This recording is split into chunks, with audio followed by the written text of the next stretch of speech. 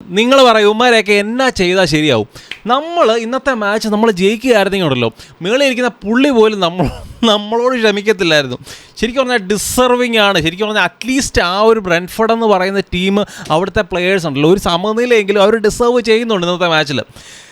അപ്പം നമ്മൾ ശരിക്കും പറഞ്ഞു കഴിഞ്ഞാൽ ഇന്നത്തെ ഈ ഒരു മാച്ചിൽ ഏറ്റവും വലിയ നമ്മുടെ പ്രശ്നം എന്ന് പറയുന്നത് നമ്മുടെ പ്ലെയേഴ്സിൻ്റെ ഇൻറ്റൻറ്റ്, അവരുടെ ആ ഒരു ഹങ്കർ, അത് ബ്രെൻഫോർഡിൻ്റെ പ്ലെയേഴ്സുമായിട്ട് വെച്ച് നോക്കുമ്പോഴത്തേനും ആനയും ആടും തമ്മിലുള്ള വ്യത്യാസം ഉണ്ടായിരുന്നു. ബ്രെൻഫോർഡിൻ്റെ പ്ലെയേഴ്സ് ചത്ത് കിടന്ന് കളിക്കുകയായിരുന്നു. നമ്മുടെ പ്ലെയേഴ്സ്, നമ്മുടെ ഫസ്റ്റ് ഹാഫ് നമ്മൾ നോക്കിയോ, ഫസ്റ്റ് ഹാഫിൽ നമ്മുടെ ഒരു ആറ്റിറ്റ്യൂഡ്, നമ്മുടെ ആ ഒരു കഴിഞ്ഞ സീസണിലൊക്കെ നമ്മൾ കണ്ടുകൊണ്ടിരുന്ന, അല്ലെങ്കിൽ നമ്മൾ ഏറ്റവും കേട്ടോണ്ടിരുന്ന ആ ഒരു ബാക്കിൽ നിന്നുള്ള ബിൽഡപ്പും പരിപാടികളും ഒക്കെ നടത്തി. നമ്മൾ ആ ഒരു പൊസഷനൊക്കെ കൂടുതലും ഹോൾഡ് ചെയ്തുകൊണ്ട് ബാക്കിൽ നിന്ന് നമ്മൾ ബിൽഡ് ചെയ്യുന്നു. ഈ ബാക്കിൽ നിന്ന് ഈ വണ്ടിയൊക്കെ ഓടിച്ച് അങ്ങ് ഫ്രണ്ട് ചെല്ലുമ്പോഴത്തേനും അവിടെ ബ്രെൻഫോർഡ് ആ ഒരു കോട്ടയൊക്കെ കെട്ടി, ഡിഫെൻസീവ് കോട്ടയൊക്കെ കെട്ടി അവർ റെഡിയാണ്. അപ്പം നമ്മുടെ പ്ലെയേഴ്സിന് ശരിക്കും പറഞ്ഞാൽ ആ ഒരു ഫൈനൽ തേർഡിലോട്ട് എത്തുമ്പോഴത്തേനും നമ്മുടെ പ്ലെയേഴ്സിന് ആ ഒരു പ്രൊആക്റ്റീവ്നെസ് ഇല്ല. ശരിക്കും പറഞ്ഞു കഴിഞ്ഞാൽ എങ്ങനെ ആ ഒരു ഡിഫൻസിനെ ബ്രേക്ക് ചെയ്യണം എന്നുള്ള കാര്യം യാതൊരു ഐഡിയ ഇല്ല. ഇവന്മാർ പയ്യെയുള്ള പാസിങ്, അല്ലെങ്കിൽ ഇവന്മാരുടെ ടീമിൽ, അല്ലെങ്കിൽ നമ്മുടെ ടീമിൽ മാൻ സിറ്റിയുടെ ആ ഒരു ഫൈനൽ തേർഡിൽ കളിക്കുന്ന പ്ലെയേഴ്സ് ഇല്ല. ആ ഒരു ക്രിയേറ്റിവിറ്റിക്കോ അല്ലെങ്കിൽ ഈ ഒരു ലോ ബ്ലോക്ക് ടീമിനെ ബ്രേക്ക് ചെയ്യാനുള്ള ആ ഒരു വിഷനുള്ള പ്ലെയേഴ്സ് നമുക്കില്ല. അപ്പോൾ നമുക്കിങ്ങനെ പയ്യെ ആ ഒരു ബിൽഡപ്പും പരിപാടിയും നമുക്ക് പറ്റുന്ന പരിപാടിയല്ല. അതുകൊണ്ട് തന്നെ ടെൻ ഹാഗ് സെക്കൻഡ് ഹാഫിൽ എന്താ ചെയ്തെന്ന് വെച്ചാൽ, ടെൻ ഹാഗ് പറഞ്ഞു മക്കളെ നിങ്ങൾ ലോങ് ബോൾ കളിക്കാൻ പറഞ്ഞു. അപ്പോൾ ഇവന്മാർ ലോങ് ബോൾ കളിക്കുന്നു. ഒനാനയൊക്കെ വന്നിട്ട് ഡെഗയെ മാറ്റിയിട്ട് കൊണ്ടുവന്നാന്ന് ഓർത്തണം ബാക്കിൽ നിന്ന് ബിൽഡ് ചെയ്യാൻ. ബാക്കിൽ നിന്ന് ബിൽഡ് ചെയ്ത് ഇവന്മാർക്കൊന്നും പറ്റാത്തതുകൊണ്ട് ഒനാന വരെ ലോങ് ബോൾ കളിക്കാൻ വേണ്ടി തുടങ്ങി. ഒനാന ലോങ് ബോൾ കളിക്കുന്നു. ഇത് വിൻ ചെയ്യാനായാലും വേണ്ടേ, ലോങ് ബോൾ കളിച്ച് കഴിഞ്ഞാൽ നേരെ അവന്മാർ ബോൾ വിൻ ചെയ്യും, നേരെ അതെ കൗണ്ടർ വരും. അപ്പോൾ ശരിക്കും പറഞ്ഞാൽ ബ്രെൻഫോർഡ് എന്താ ചെയ്യുന്നത് വെച്ചാൽ, ബ്രെൻഫോർഡ് കുറച്ചുകൂടെ അവർ ചെയ്യുന്ന കാര്യങ്ങൾ അവർ വൃത്തിയായിട്ട് ചെയ്യുമായിരുന്നു.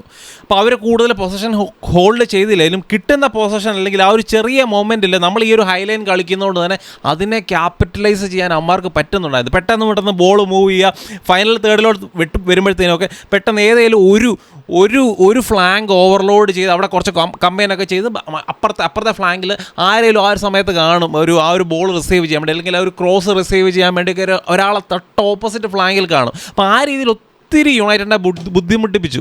ശരിക്കും പറഞ്ഞു കഴിഞ്ഞാൽ ഈ ഒരു മാച്ചിലുണ്ടല്ലോ, ബ്രെൻഫോർഡ് അറ്റ്ലീസ്റ്റ് ഏറ്റവും മിനിമം 5 ഗോൾ സ്കോർ ചെയ്യേണ്ടതാണ്. നമ്മുടെ ഒരു ഭാഗ്യം അത് ലാസ്റ്റിൽ ആ ഒരു ഗോളും കൂടെ സ്കോർ ചെയ്യുമ്പോൾ ഞാൻ ഓർത്ത് എൻ്റെ പൊന്നെ ഇതെന്നാ ദിവസമാണ് ഇത്. നമ്മൾ ആ ഒരു ഗോളിന് മൗണ്ടിൻ്റെ ഗോൾ കേട്ടോ, മൗണ്ടിൻ്റെ ഫസ്റ്റ് ഗോൾ മൗണ്ട് അടിച്ചു. ആ ഒരു നമ്പർ 7 ഷട്ടിൽ യുണൈറ്റഡിൽ വന്നതിന് ശേഷമുള്ള മൗണ്ടിൻ്റെ ആദ്യത്തെ ഗോൾ. ശരിക്കും പറഞ്ഞു കഴിഞ്ഞാൽ അവിടെ നിന്ന് അവർ തോറ്റിരുന്നെങ്കിൽ ഉണ്ടല്ലോ, അത് അവർക്ക് ചങ്ക് തകരുന്ന ഒരു സംഭവമായി മാറിയാണ്. ഏതായാലും ഡിസർവിങ്ങിലെ ആ ഒരു 1-1 എന്ന് പറയുന്ന റിസൾട്ട് എന്ന് പറയുന്നത് ഡിസർവിങ് ആയിട്ടുള്ള റിസൾട്ടാണ്. ഈ ഒരു ബ്രെൻഫോർഡ് അവരുടെ പൊസഷൻ എന്ന് പറഞ്ഞാൽ അവർ ചുമ്മാ പൊസഷൻ ഹോൾഡ് ചെയ്തില്ല, പെട്ടെന്ന് ആ ബോൾ മൂവ് ചെയ്യുന്നത്, അവരെന്ത് ബ്യൂട്ടിഫുള്ളായിട്ട് അവർ കമ്പൈൻ ചെയ്യുന്നത്, പ്ലെയേഴ്സ് തമ്മിൽ കമ്പൈൻ ചെയ്യുന്നത്, അവർക്ക് തമ്മിലുള്ള ഒരു അണ്ടർസ്റ്റാൻഡിങ് അത് നമ്മുടെ പ്ലെയേഴ്സിന് തമ്മിലില്ല. അവരൊരു ടീമായിട്ട് കളിക്കുന്നു, നമ്മൾ കുറച്ച് ഇൻഡിവിജ്വൽസ് അങ്ങോട്ടും ഇങ്ങോട്ടും കറന്ന് ഓടുന്നു. കാര്യം നമ്മൾ മിടുക്കന്മാരാണല്ലോ, നമ്മൾ ഇൻഡിവിജ്വലി ഭയങ്കരമായിട്ട് സ്കിൽഫുള്ളായിട്ടുള്ള ആൾക്കാരാണല്ലോ, അല്ലെങ്കിൽ അവരെക്കാളും വലിയ ടീമാണല്ലോ. അതിൻ്റെ ആറ്റിറ്റ്യൂഡ് മനസ്സിൽ മാത്രമേ ഉള്ളൂ, ഓൺ ദ ഫീൽഡ് ഇല്ല. അപ്പോൾ ഇന്നത്തെ മാച്ചിൽ നമ്മൾ എന്തുമാത്രം മോശമായിരുന്നെന്നുള്ളതിൻ്റെ ഒരു തെളിവ് ശരിക്കും പറഞ്ഞാൽ സ്റ്റാറ്റ്സ് നോക്കിയാൽ മതി. സ്റ്റാറ്റ്സിൽ അതെ നമ്മുടെ എക്സ് ജി എന്ന് പറയുന്നുണ്ടല്ലോ 0.5, നമ്മുടെ എക്സ് ജി ബ്രെൻഫോർഡ് പോണക്ക് 15ാമത്തെ സ്ഥാനത്ത് നിൽക്കുന്ന ടീമിൻ്റെ എക്സ് ജി എന്ന് പറയുന്നത് 2.60 ആണെന്ന് ഓർക്കണം. പിന്നെ നിങ്ങൾ നോക്കിയോ ടോട്ടൽ നമ്പർ ഓഫ് ഷോട്ട്സ് 31 ഷോട്ടാണ് ബ്രെൻഫോർഡ് നമുക്കെതിരെ എടുത്ത്, 11 ഷോട്ട് നമ്മൾ അങ്ങോട്ടും എടുത്തു. നന്നായിരിക്കുന്നു. പിന്നെ നമ്മുടെ ആ ഒരു എഫേർട്ട്, നമ്മുടെ ആ ഒരു എന്നാ പറയുന്നത് ഇൻറ്റൻറ്റ്, അല്ലെങ്കിൽ ആ ഒരു ഹംഗ്രിനെസ്സും കാര്യങ്ങളും ഒക്കെ കാണിക്കുന്ന ആ ഒരു ഡ്യുവൽസിൻ്റെ കാര്യം നോക്കിയാൽ ടോട്ടൽ ഡ്യുവൽസ് 1%, 62% അവരുടെ ടോട്ടൽ ഡ്യുവൽസ് 1%.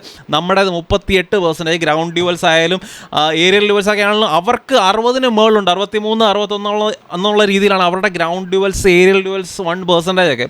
നമ്മുടേത് 25, 10, അല്ലെങ്കിൽ നമ്മുടേത് 38, 39. സക്സസ്ഫുൾ ഡ്രിബിൾസിൻ്റെ കാര്യത്തിലും അവർ നമ്മളെക്കാളും മെച്ചമാണ്, 53%, നമുക്ക് 31%.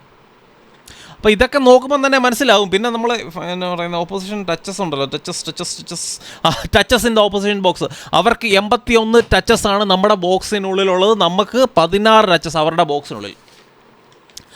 സന്തോഷമായില്ലേ? അടിപൊളി പരിപാടിയാണ്. ഇവന്മാർ തോന്നുമ്പോൾ അവർക്ക് കളിക്കും, അവർ തോന്നുമ്പോൾ കളിക്കാതിരിക്കും. ഇതാണ് ആറ്റിറ്റ്യൂഡ്. ഈ രീതിയിലുള്ള ആറ്റിറ്റ്യൂഡ്. ഒന്നാമത്തെ കാര്യമുണ്ടല്ലോ, നമ്മുടെ ടീമിൽ ഓവറോൾ നമ്മുടെ ടീം നോക്കിയാൽ ഓരോ പൊസിഷനിലും മാക്സിമം കോമ്പറ്റീഷൻ ഇല്ല. എല്ലാവർക്കും അവരവരുടെ പൊസിഷൻ ഭയങ്കര ഗ്യാരണ്ടീഡ് ആണ്. ഈ കണ്ടിന്യൂസ് ആയിട്ട് ഇവരുടെ ഈ ഒരു ഫസ്റ്റ് 11 ഉണ്ടല്ലോ, അത് അവർക്ക് ഗ്യാരണ്ടിയാണ്. അവർ തന്നെ സ്റ്റാർട്ട് ചെയ്യും, യാതൊരു പ്രശ്നമില്ല. ഗർനാച്ചോ ആയാലും റാഷ്ഫോർഡിനായാലും ഹോയിലൻഡിനായാലും അല്ലെങ്കിൽ ബ്രൂണോ ഫെർണാണ്ടസിനായാലും മക്ടോമിനയ്ക്കായാലും കോബി മൈനൂനായാലും ഇതിനകത്ത് ആർക്കാ ഒരു ത്രെട്ടെന്ന് പറയാനുള്ളത്? ലെഫ്റ്റ് ബാക്കിൽ കളിക്കുന്ന വാൻ ബിസാക്ക നമുക്ക് ഒത്തിരി കുറ്റം പറയാൻ പറ്റത്തില്ല. പുള്ളി റൈറ്റ് ബാക്ക് ആയിട്ടുള്ള മനുഷ്യൻ അവിടെ ലെഫ്റ്റ് ബാക്കിൽ കളിക്കുന്നു. അങ്ങനെ ആ ഒരു മേക്ക് ഷിഫ്റ്റ് ലെഫ്റ്റ് ബാക്ക് എന്നുള്ള രീതിയിലാണ് പുള്ളി കളിച്ചുകൊണ്ടിരിക്കുന്നത്. അപ്പോൾ ഇവരൊക്കെ മോശമാണ്. ഗർനാച്ചോടെ ആ ആറ്റിറ്റ്യൂഡ് എനിക്ക് ഒട്ടും ഇഷ്ടപ്പെട്ടില്ല. കാരണം പുള്ളി ഇന്നത്തെ മാച്ചിൽ എനിക്ക് ഏറ്റവും മോശമായിട്ട് ഗർനാച്ചോ, വാൻ ബിസാക്ക ആ ഒരു മേക്ക് ഷിഫ്റ്റ് എന്നുള്ള ഒരു കൺസിഡറേഷൻ പുള്ളിക്ക് കൊടുക്കാം. പിന്നെ ലിൻഡലോഫിൻ്റെ കാര്യം പറയുമ്പോഴത്തേനും നമ്മുടെ 2 ഡിഫൻഡേഴ്സ്, ഒരു ഡിഫൻഡറെ വന്നു, 2 ഡിഫൻഡർ തിരിച്ച് കയറിപ്പോയി. ഈ ടീമൊക്കെ എവിടെ പോയി രക്ഷപ്പെടാനായിട്ടാ. അപ്പോൾ ഈ ഒരു മാച്ച് ശരിക്കും ജയിച്ചിരുന്നെങ്കിൽ യുണൈറ്റഡിനെ സംബന്ധിച്ച് ആ ഒരു 5th സ്പോട്ട് എയിം ചെയ്യാമായിരുന്നു. ഇപ്പം നമ്മൾ ഈ ഒരു മാച്ച് ഡ്രോ ചെയ്തതോടെ ഇപ്പം ടോട്ടൻഹാം 5th സ്പോട്ടിൽ നിൽക്കുന്ന ടോട്ടൻഹാമും നമ്മളും തമ്മിൽ 8 പോയിൻറ്റിൻ്റെ വ്യത്യാസമുണ്ട്. ഇപ്പം ഞാൻ 5th സ്പോട്ട് പറയാനുള്ള കാരണം, ഇപ്പം പ്രീമിയർ ലീഗിൽ ആദ്യത്തെ 5 സ്ഥാനക്കാർക്ക് ചാമ്പ്യൻസ് ലീഗിൽ ക്വാളിഫിക്കേഷൻ കിട്ടും എന്നുള്ളത് കൺഫേം ആയെന്നാണ് പറയപ്പെടുന്നത്. സോ അതും നമ്മുടെ അടുക്കൽ നിന്ന് ഇങ്ങനെ പയ്യെ മുന്നോട്ട് പോവുകയാണ്. ഇവന്മാരെ ഡിസേർവ് ചെയ്യുന്നില്ല, പറഞ്ഞിട്ട് കാര്യമൊന്നുമില്ല. അപ്പം ഇങ്ങനത്തെ മാച്ച് എങ്ങനെ ജയിക്കാൻ കഴിവില്ലാത്തവന്മാർ എങ്ങനെ ചാമ്പ്യൻസ് ലീഗിൽ പോയിട്ട് എന്ത് കാണിക്കാനായിട്ട്, അവിടെ എന്ത് മല മറിക്കാൻ വേണ്ടിയാണ്? അപ്പോൾ ഏതായാലും മനുഷ്യനൊക്കെ ഉറക്കളച്ചതേ കണ്ണൊക്കെ കുഴിഞ്ഞു തുടങ്ങി. ഇവന്മാർ രക്ഷപ്പെടത്തില്ല. അപ്പം മാച്ചിനെ പറ്റിയുള്ള നിങ്ങളുടെ അഭിപ്രായങ്ങൾ തീർച്ചയായിട്ടും നിങ്ങൾ കമൻസ് ആയിടുക. മറ്റൊരു നല്ല വീഡിയോ ആയിട്ട് കാണാം.